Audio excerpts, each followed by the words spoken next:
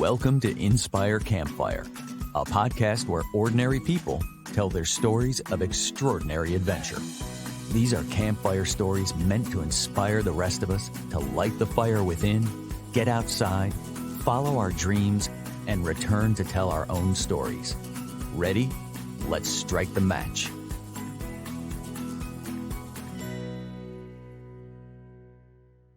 Welcome to today's show. I am your host, Scott Wurzbacher, and we are going to talk about what happens when we figure out how to blend the spirit of adventure with service to others. Our guest is Britt Yett. She is a wife, a mother, and a friend whose professional career reaches wide. Currently, she's an entrepreneur and owner of Wrap Ribbon, a supplier of ribbon and packaging products. She's also the missions program director at Myers Park United Methodist Church in Charlotte, North Carolina, and an original founding board member of the Go Gen Go Foundation. Britt is a Christian and a youth volunteer, which she notes is her favorite. And today she's going to talk with us about how mission trips have allowed her to experience a merger in her life that has brought together both her personal and professional paths. Britt, welcome to the campfire, my friend. Hi, you make me sound so much more exciting than I am. Oh, that's just the perfect intro into here because humble and humility like that just describes who you are to a T. You do so much for others. Britt, can we just start with just a quick little overview of who you are and tell us about your life here in Charlotte, North Carolina? Well, I'm actually I'm a Charlottean, which makes me a unicorn of sorts. I was born kind of over towards Gastonia. I mean, I was born in Charlotte, but lived over in Gastonia, Belmont growing up. Moved into town my freshman year of high school, and then took a big break in the middle to go to college and grad school and worked in other places, but it kind of always been a North Carolinian. Returned to Charlotte in the early 2000s. Mm-hmm. And have been here ever since. Found, a husband here, had some kids here, and started like bumbling through this random like choices, it seems like, of career that has brought me to this place, which is sort of business owner and, missions coordinator. So here's a fun thing. Like, I asked you this morning to just give me I've known you for a long time, and sometimes when you know somebody for a long time, it almost makes the introduction even harder, right? So I asked you for, some ideas for your introduction, and you shared with me a story that you had told to a youth in one of your organizations about how the path that you take in life, it seems random, but when you look back at it, it sort of makes more sense. So I'm kind of curious if you could just kind of like elaborate on sort of what you told me in a text message this morning, because I think it's really relevant about that seemingly randomness of your path. Right. Well, this was a lovely young woman that I've known for a long time. I started volunteering with my church in the youth group. I have a wonderful friend, Jason Reimer, who is the director of youth there, and sort of like, a lot of my crazy adventures start with him. He's someone you should probably have on a podcast at some point. But he kind of pulled me in and asked me to help out, and I fell into it and just found a passion for these kids, for these high school kids. And at this point, I had small children.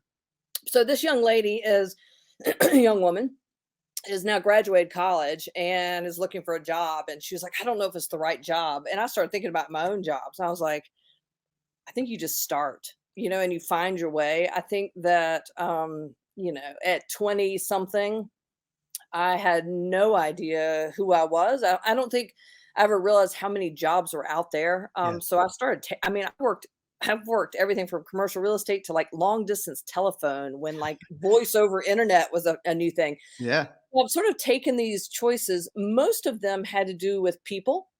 And that'll be a theme that if I look back over my life, it was always about choices I made about people I knew and where they drew me or recommended I go.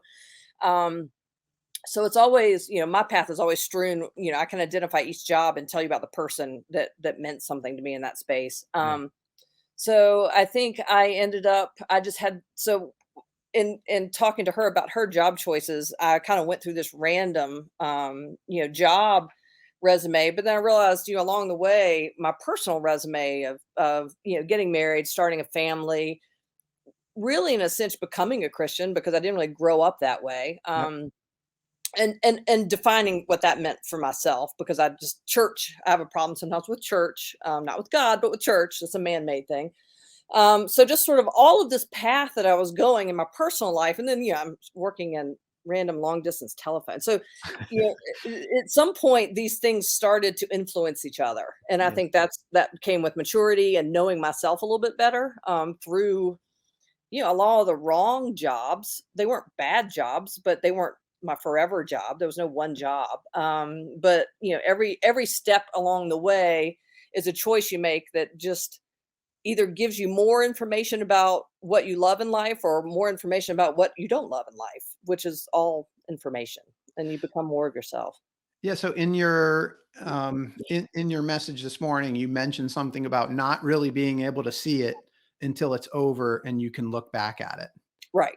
Right. I think, looking back and we're always trying to make these decisions. And I just don't think you don't realize in their entirety of how they fit into your life until you look back on it. And now this weird path of being, I mean, if you had asked me at 20 something if I was going to work for a church, I would have, I mean, just laughed outright in your face. Yeah. So but now I see that there's some elements of this, like working in commercial real estate, that, pushed me away from certain things and towards other things. Yeah. So looking back, I see kind of how the path makes a little bit more sense. Well, Um, real estate is land and structures, and here mhm, you are going off to Mexico to build structures on land for people in yep, need, right? yep, yep, and So also this so this is what's so cool, and this is something that I've always admired about you is that you've always got something on the horizon and some trip that you're doing, and it's always seems to be connected with some level of service, and that's really what's just been super intriguing to me. But even just most recently, I think it was just maybe a month ago, you went to Mexico. mhm. So I wonder, maybe we could just start there, and you can just for listeners, just kind of give us an overview of what a mission trip to Mexico looks like.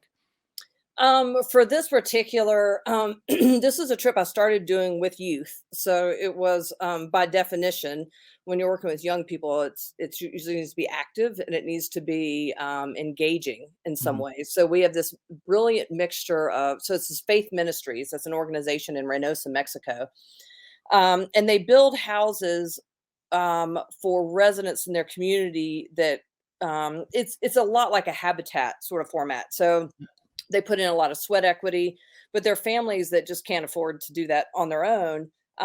And they employ local uh, workers for, as foremen and as construction, then depending on who the groups, so groups come and visit a week at a time and build houses. So depending on how many volunteers they have versus worker, you work together with Mhm. local and with the family that you're building for, and you create a home for them. At that point, when you meet the family, and work alongside people in the local community, it becomes a home, not a house, right? It just becomes, you understand who they are, why they need this home. You see their current living conditions, and it's humbling. It's one of those, I thought a lot about adventure when you were talking about the podcast, and a lot of that is adventure is really a form of just expanding your world. I think, it's curiosity, it's seeking something bigger. And we always go down to Mexico, and it's hot and it's hard work. I mean, we're talking about mixing concrete, we're pouring roofs, sweat, and you're covered and you're Mhm. dirty, and you're so fulfilled. At the end of the day, you've done something and connected with people. Um, and then we kind of all take a shower and sit and we eat together. We always eat together with the families. And then we sit on this patio at the end of the day with these breezes coming through, and we talk about the day. And Yeah. we talk about how, we talk about a world that's bigger than ourselves. Everyone, no one sits on that patio at night thinking about their lives at home. As well, they do, but from a perspective of a bigger world. Yes. There is so much in there. I love how you boiled adventure down to expanding your world, and you use the word curiosity, which is, that's one of my favorites. It's kind of what drives me in this podcast is that curiosity behind why people do what they do, which is so cool. But like, fulfillment was something that I wanted to talk about, and you kind of went there already. Like, you talked about the dirt and the sweat and the hard work. But then you followed that up with, and then we felt so fulfilled. So I just wonder if we could just go like one level deeper, like where does the fulfillment come from? Yeah, I when I describe especially this trip, and I've done different mission trips in different places, but this one in particular, which is that really typical, like you work hard. I can't, on paper, worst trip in the world. I mean, you are living in, for a while, they now have air conditioning at night in our Mhm. rooms, but we didn't have air conditioning. It'd be 90 degrees in your room. We had 2 showers for 25 women. We work hard. There's concrete stuck to your skin. You have to worry about concrete burns. Um, we heft, you try to, buckets full of sand and more over your shoulder. And I mean, it's physically, um, just a really tough trip. And on paper, if you're trying to describe it to someone, people are like, no, thank you. Yeah. But what I'll tell you is that you do that. And in the end, everybody is just asking for the dates when they get back. And I think Yeah. part of it is, um, being in service to someone else. It's not, service is never a one-way street. We're not there to help these families. We're there to, um, offer our labor and then to get something in return. We are always given more than we receive. Mm. And explaining it is little, and this is, I mean, now I'm sort of cheating a little bit, but there's a little bit, in the church, we're going to call it the Holy Spirit. I mean, it's really a little bit of that. You can't quite put your finger on it, but you come out and your heart, your heart has grown 3 times the size it was when it came in. Because you've left a piece of yourself. It's all about connection and relationships for Yeah. me. And that's an easy place to do it. Yeah. So there's the connection, there's the relationship. You've helped this community, but what I also heard was like there's a huge sense of accomplishment because, I mean, essentially of the suffering, right? Like the hard work, it's painful, it's suffering. Like, and Yeah. you do it because of this sense of accomplishment that you're going to have afterwards.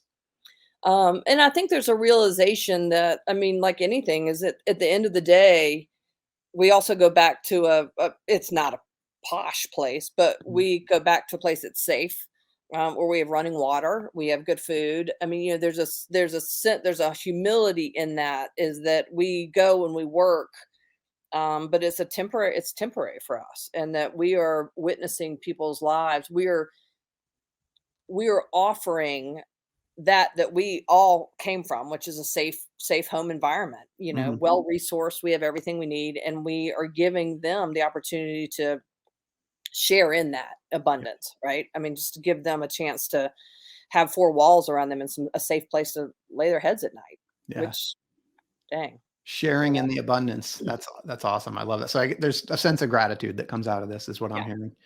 Yeah. So now the interesting thing about this is it's not you going down there and, I mean, it is serving these people, building these houses, doing the work, but you're also taking a group of people. So like from my perspective, looking at you, you're not only going and helping this community, but you're helping the kids that you're taking with you. Yeah. Right. So I'm kind of curious if you could kind of elaborate on like, what do you get to witness in terms of the experience that the kids that you take with you go through? That is the crux of all of it, really. I mean, it almost makes me want to tear up thinking about, goodness. It's Why awesome. Let it flow. Scott. Um, these kids are, I don't know, I think they come open to the whole experience, Yeah. or they don't, or they come in, balls of nerves. Some of them they're just scared to death of it, but they do it anyway, right? So there's already a win. Um, but we're taking just a very privileged, a privileged group of people down to witness something, and maybe and they're all out of their comfort zone. Um, but gosh, they always rise to the occasion. They just, Mm.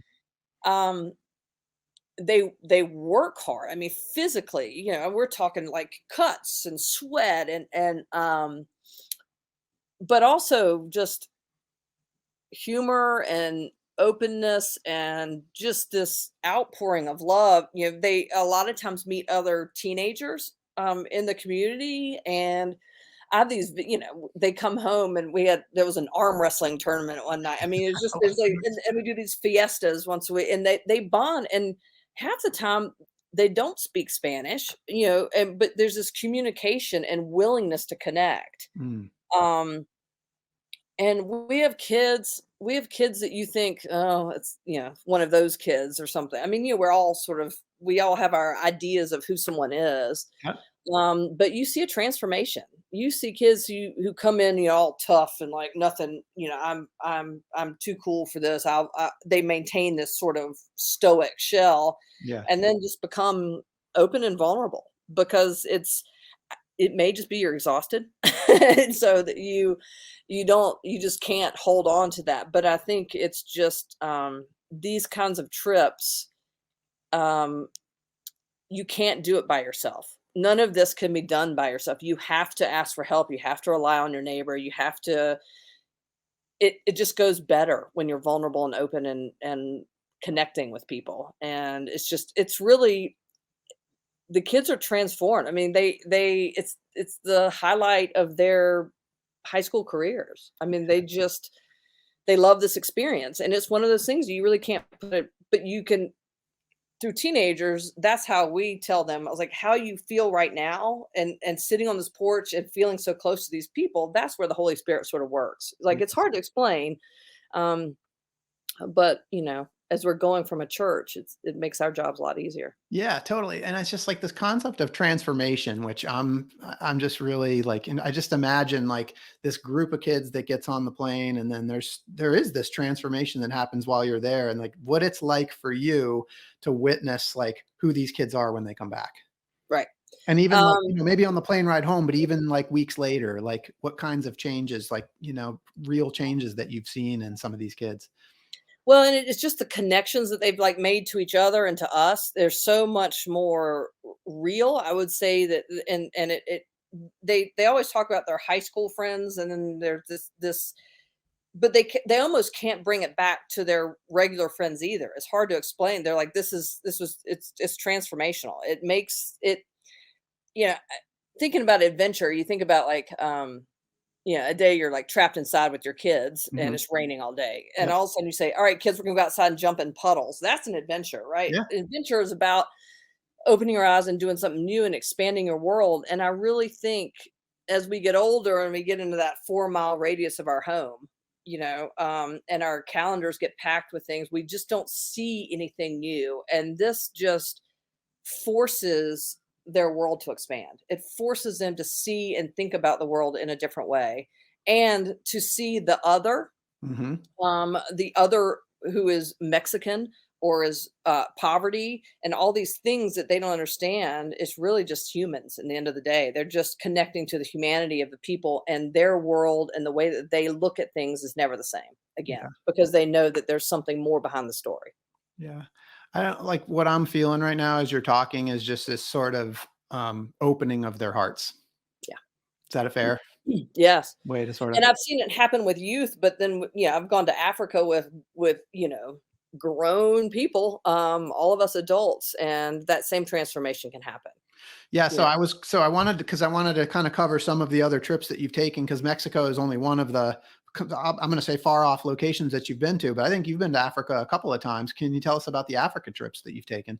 Yeah, Africa is, we take it with and this will be a plug for Zoe Empowers. It's a phenomenal organization that does work with orphans in Africa. So I've done that, and then we've done another trip with a different church where they focus on an area, and they do everything from doing, you know, water boreholes to economic development.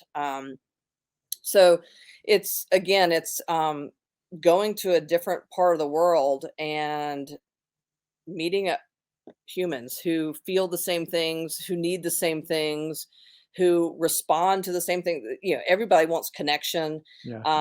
but it's so easy to transform a community with a water hole, a borehole. It's and so I think that we just take all of that comfort for granted, but it also makes us realize how much comfort's in our lives and how we're capable of more than we know.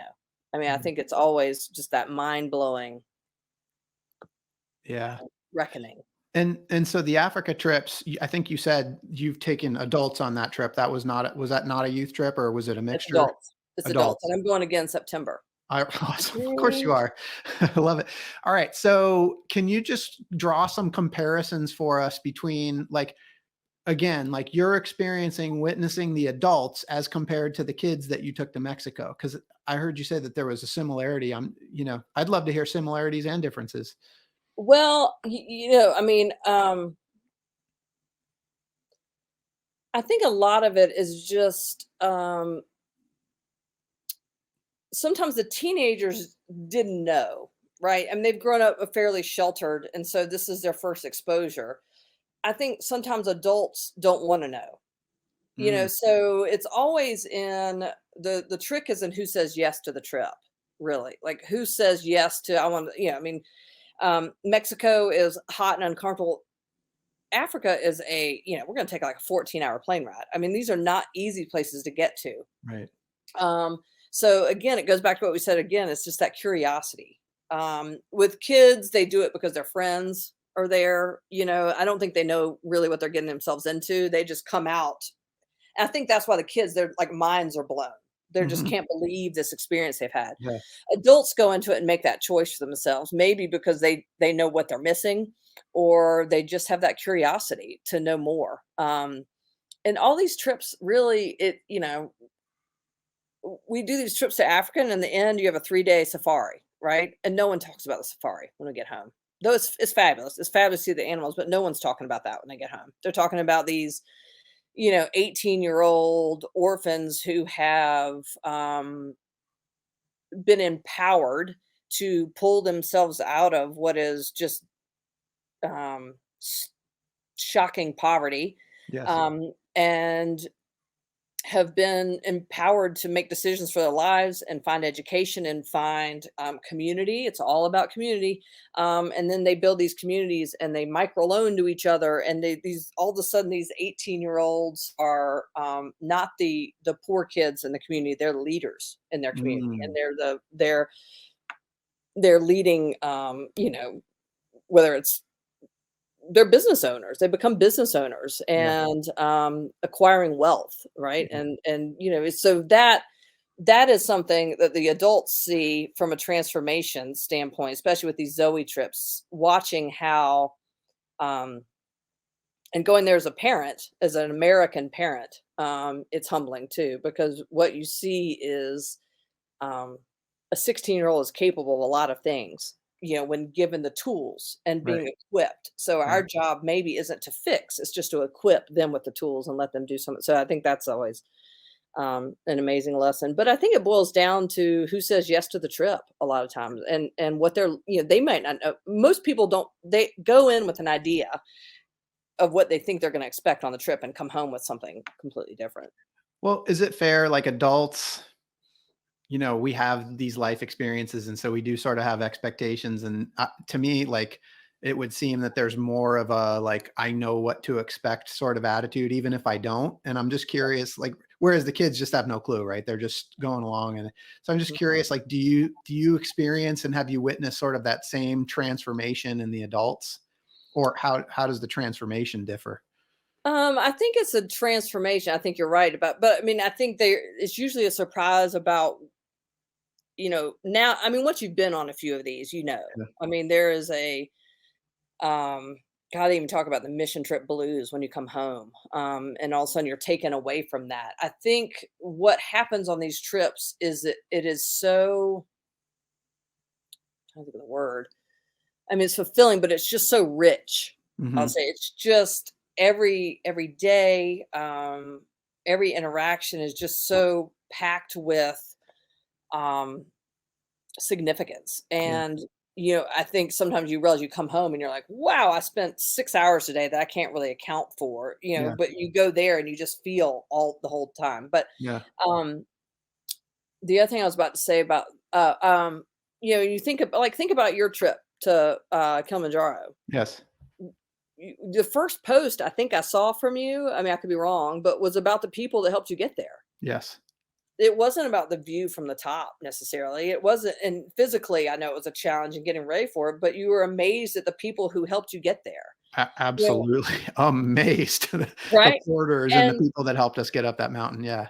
right. And so it becomes less about the mountain and not to be cliched, but the journey, but it's about the connections. And I think Yeah. that's why these trips have sort of supplanted, and I still love, I mean, I love to go somewhere and go see all these beautiful, there's so many things on my bucket list I want to do.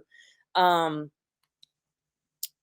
but if you do it independent of the people or independent of if you just go and take a quick peek and back out, you haven't left any of yourself there either. Yeah. So I think it's about making, leaving a part of yourself and taking some of it with you.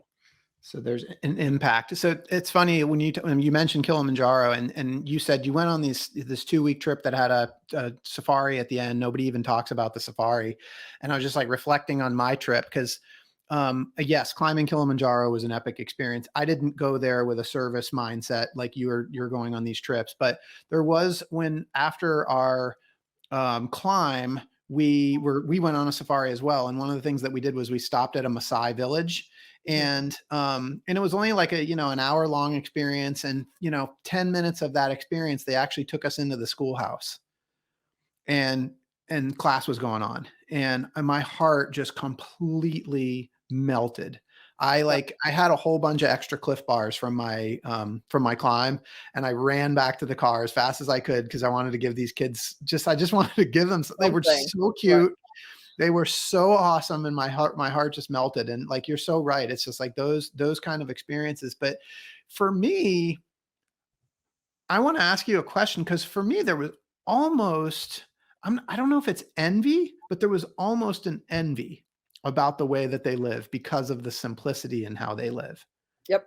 And there's Yep. almost some degree of like, we get so caught up in the way that we live here in the United States, and to see that people live like that. And they're smart. Those kids in that schoolhouse, they were not, they were having a blast. They were all smiles. They were having a great time. They were happy. Yep.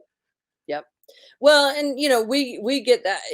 I can't say that everyone we run across is happy, but the lives, even that we as missionaries or people coming into the place, like and when we were in Mexico, it's very basic living. And I think that's sort of that.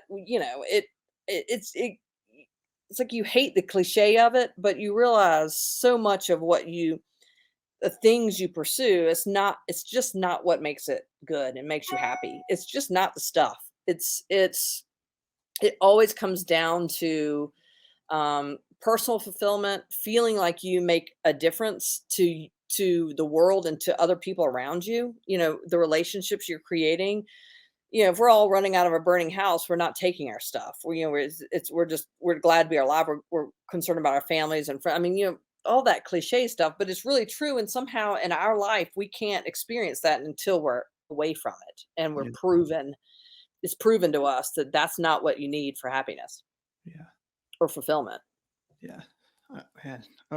So I wanna pivot a little bit and talk about I want to talk about you and that voice inside of you that calls you to adventure. And there's a couple of things here because I'm just gonna kind of a twofold question. But the first is you clearly have a heart that desires to serve. I know this about you, and it's amazing. And um, you do so much to serve your local community, but you also have this what I see as an adventure mindset that looks to couple that service with adventure. And because you could do a mission trip here, like Mhm, you could do Habitat for Humanity right here in Charlotte, but you choose mhm. to go to Africa, you choose to go to Mexico. And I just was wondering if you could talk about like that call to like those more remote locations as compared to doing the service piece without the travel. Does that make sense? Yeah, because what you're talking about is travel. Yes. There is I love travel. I grew up traveling. My dad is from Germany, so I had family, and we would travel to Germany a lot of every other Christmas or so to visit family. And you know, I love nothing more than getting on an airplane. I just think it's the greatest thing ever. But service, I think it's marrying the two was a very compelling. I think when I first did a mystery, I was like, "Holy crap, you can do them both." Yes. So if as long as the caveat is serving is a two-way street.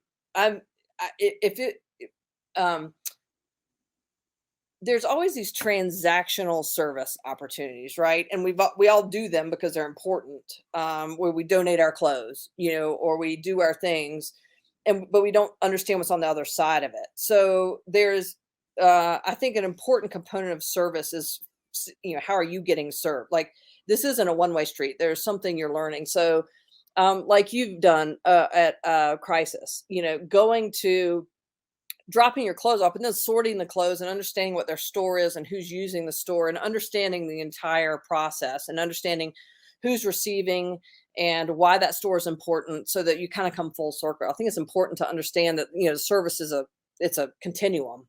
Yes. And you always find yourself on the receiving end if you're doing it right.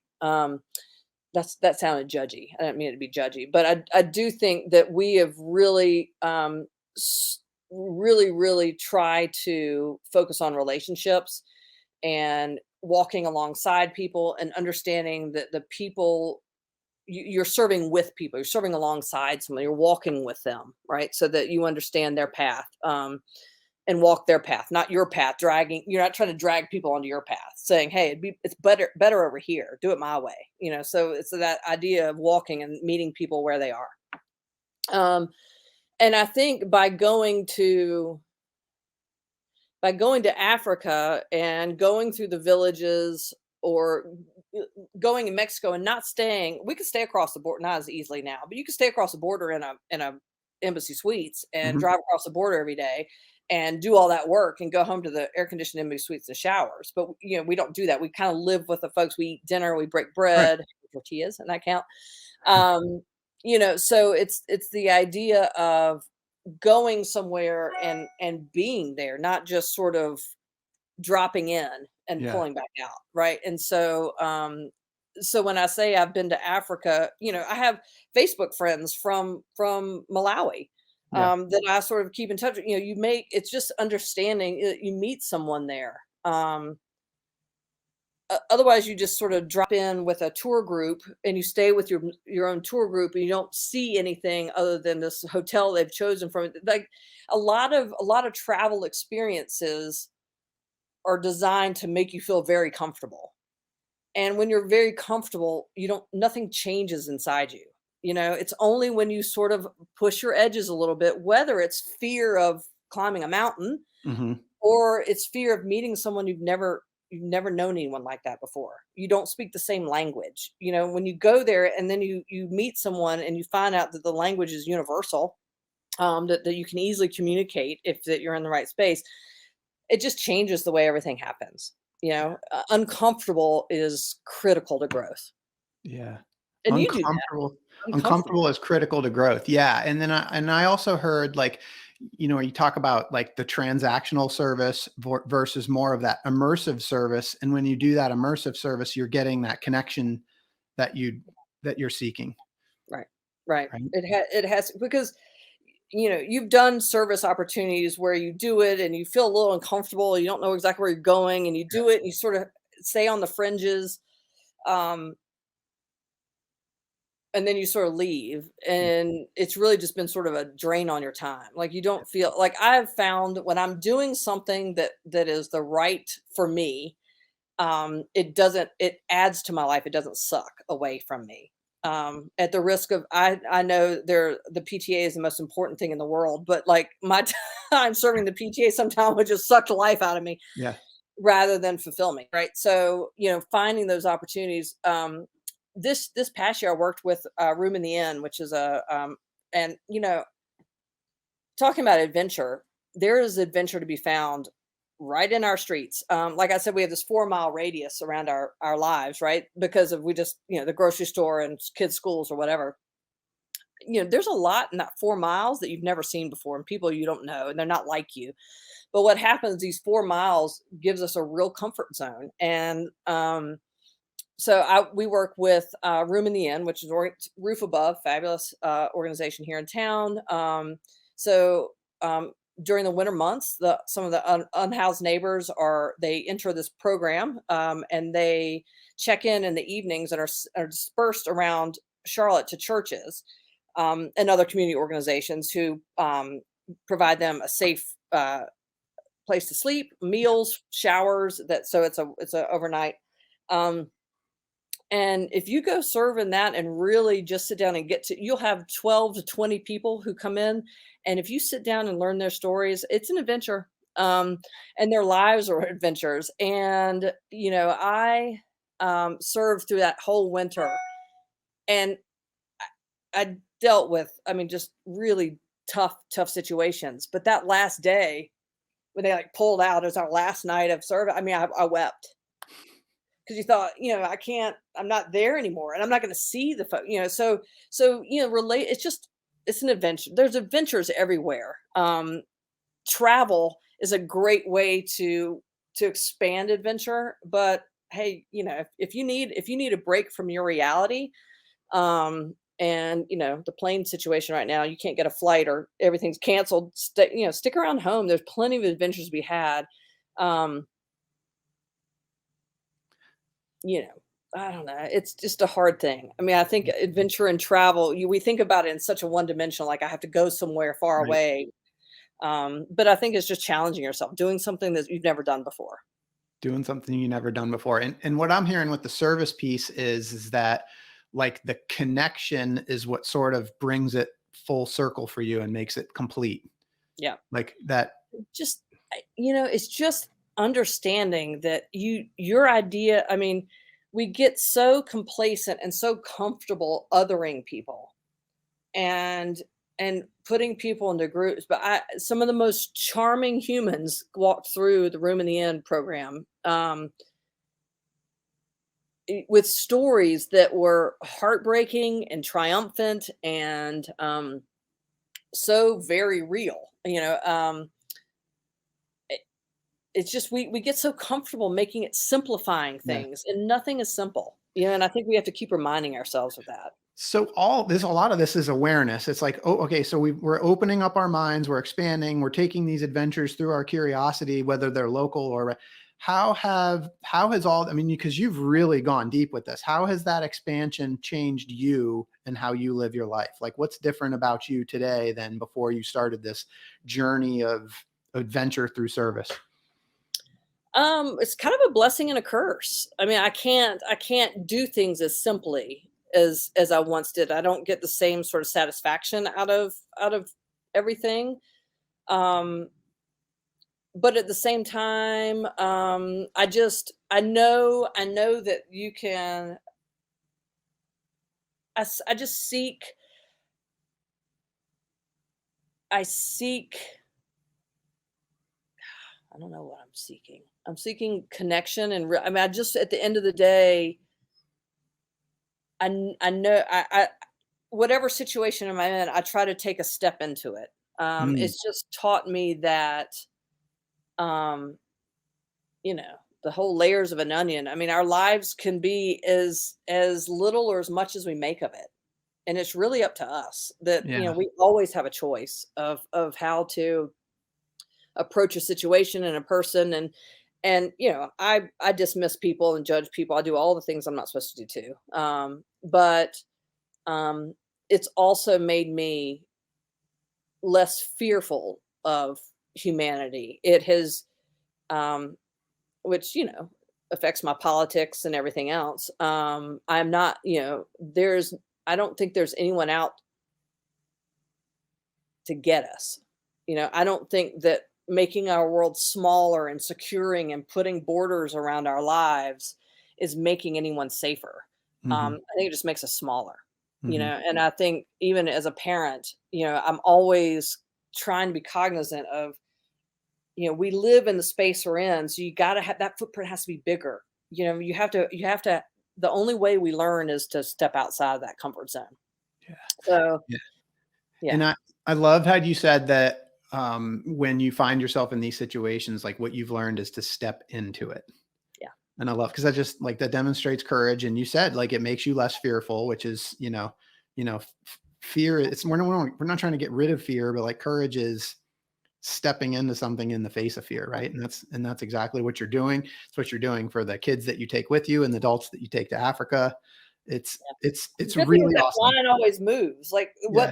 what you're scared of or what makes you uncomfortable, it keeps moving. Like as soon as you step into it, that line extends out. So all of a sudden you look back and you're like, oh, that's no problem. And it would have just struck you, fear before. So So you're pushing your boundaries essentially is what you're saying. yeah. Yeah. I'm curious because you talked about like getting complacent or whatever. Like, are you able to take adventures without the service piece? What's that look like for you Oh yeah. now Yeah, that you have returned? absolutely. Because there's an element of my service adventures that is work. I mean, because when I'm there and then with 40 teenagers, somebody's getting cut and you got to take some. I mean, there's a work element. You're taking care of people. And um it's nice to go on an adventure where I'm not in charge of anything. And sometimes just beauty for the sake of beauty. Um, you have to, I'm not saying that this pursuit of stepping into the unknown, you can't do that every day. I mean, it's Yeah. exhausting. Yeah. It does take, it takes a toll. So you have to rest and recoup a little bit. You have to take time to sort of take the lessons in, right? You have to sort of rest and internalize and reflect. Hmm. Um, so yeah, I always have a bucket list of adventure. I mean, I have teenage kids, so and which means now there's four of us that have to go on the adventure. So you all of a sudden it costs more money and all of those kinds of things. But my kids love to travel, so travel's a big deal. We're already starting to look towards next summer. As you might know, our adventure this year is moving this summer. So but yeah, I think all this to say, traveling with a service mindset, it's amazing, it's fulfilling, but also going to somewhere beautiful. And I'm not a beach person, but going on the top of, I want to go to the Canadian Rockies Yeah. soon. I'd like to hike. I want to do the hike the pilgrimage, Camino. I want to do. Yeah, I have 1,000 adventures I want to do, but I don't think they'll ever be completely devoid of um, content Yeah. in some way.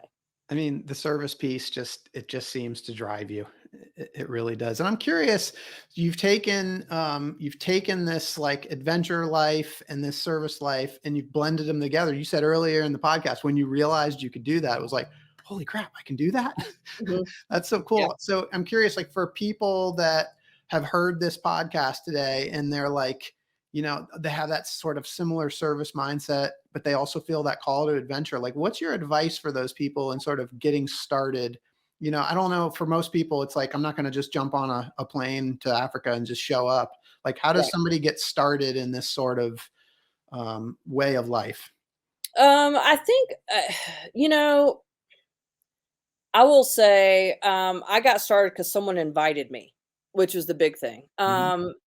And I went with, I admit I went with a church, which helps with the service piece. It's sort Yep. of blended, so it's a natural fit.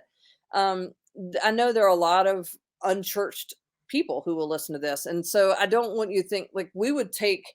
Um, I will say Myers Park United Methodist Church would invite anyone to go on any of it. You Mhm. do not have to have knowledge of you don't have to recite your favorite verse from the Bible.